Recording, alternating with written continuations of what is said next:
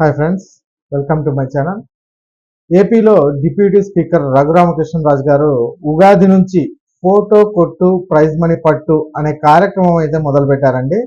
పైగా ఒక్కొక్క ఫోటోకి 500 రూపాయలు ఇస్తామనేసి అయితే చెప్తున్నారు. మరి ఏ ఫోటో తీస్తే 500 ఇస్తారు, అది ఎవరికి పంపించాలి అనే వివరాలు ఈ వీడియోలో అయితే తెలుసుకున్నామండి. మీరు ఇంతవరకు నా ఛానల్ని సబ్స్క్రైబ్ చేసుకోకుండా ఉంటే దయచేసి సబ్స్క్రైబ్ చేసుకోండి. దీనివల్ల నేను చేసే ప్రతి వీడియో యొక్క నోటిఫికేషన్ మీకు అయితే అందుతుంది.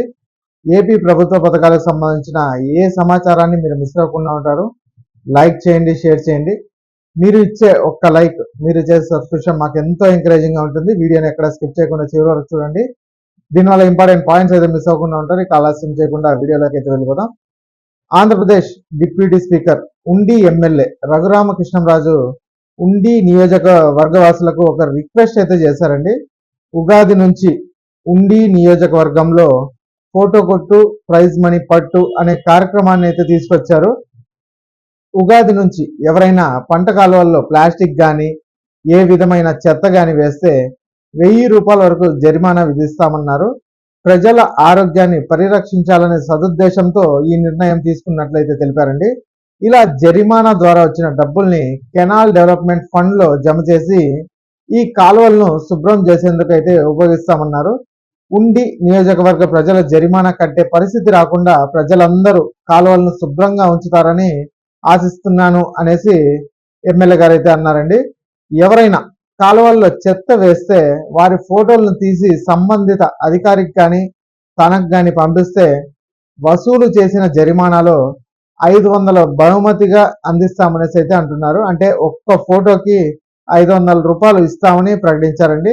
ఈ మేరకు ఉండి నియోజకవర్గ ప్రజల్ని రిక్వెస్ట్ చేస్తూ వీడియోని అయితే విడుదల చేశారు.